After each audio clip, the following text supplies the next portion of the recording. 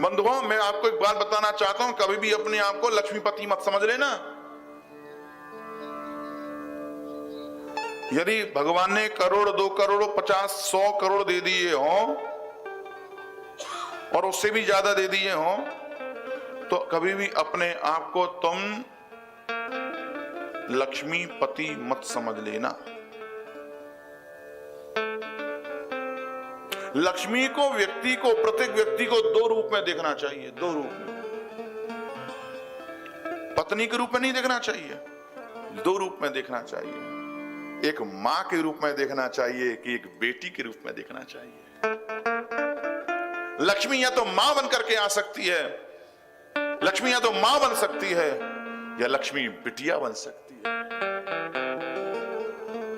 या तो मां या बेटी, पत्नी नहीं। जब जब कोई भी व्यक्ति अपने आप को लक्ष्मीपति समझने लगता है, शीघ्र ही उसका पतन हो जाता है। लक्ष्मीपति तो केवल नारायण है, लक्ष्मी के स्वामी तो केवल नारायण है। और जिस प्रकार से व्यक्ति को कभी लक्ष्मीपति नहीं समझना चाहिए अपने आप को, उसी भी प्रकार से चाहे कितनी भी संपत्ति खरीद लो, कितनी भी बड़ी जमीन खरीद लो, कभी अपने आप को भूमिपति भी नहीं समझना चाहिए। कभी अपने आप को भूमिपति नहीं समझना चाहिए। आपको बताएं कि सूर्यवंश में एक राजा हुए शर्याती। शर्याती नाम के राजा, और माना वो शर्याती नाम के जो राजा हुए सूर्यवंश में, उस समय उनका जो राज था वो सारी पृथ्वी फैला हुआ था।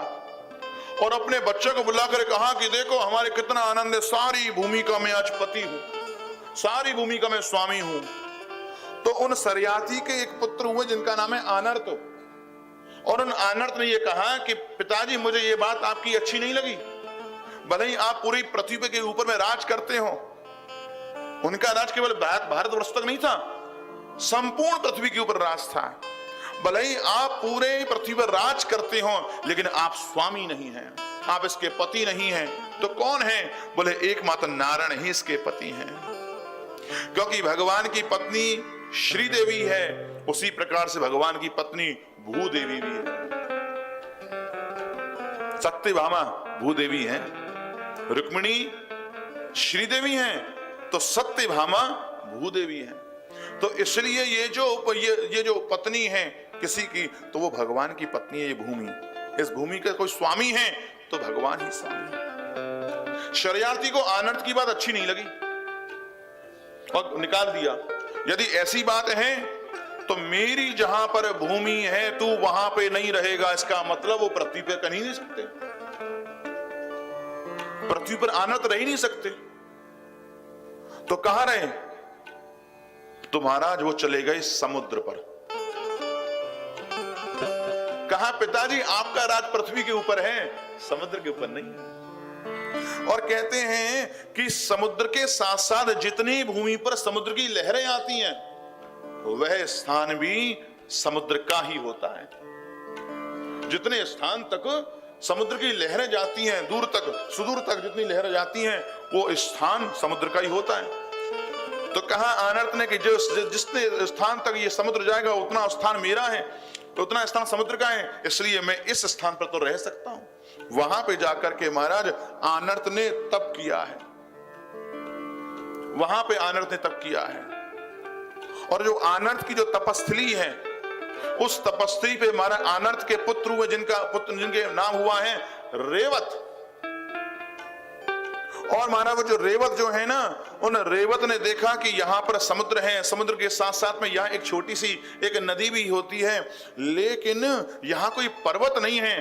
तो वहां पे उन्होंने एक पर्वत की स्थापना और करी है। उस पर्वत का नाम पड़ा है रेवत पर्वत।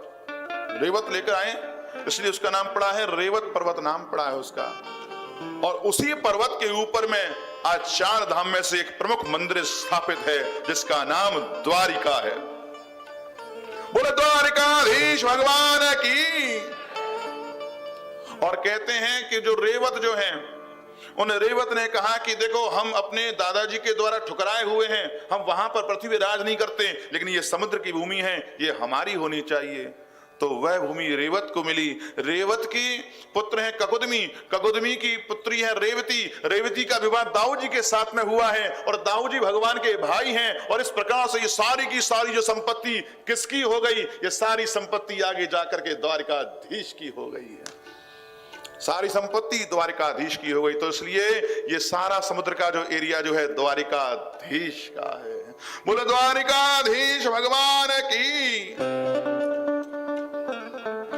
इसलिए कभी भी अपने आप को, देखो कितनी बढ़िया बात निकल करके आई है? कभी भी अपने आप को भूमिपति नहीं समझना चाहिए, कभी भी अपने आप को श्रीपति नहीं समझना चाहिए। जो अपने आप को श्रीपति या भूमिपति समझता है वो शीघ्र इसका विनाश हो जाता है। लक्ष्मी को दो ही प्रकार से समझो, मां के रूप में या बेटी के रूप में।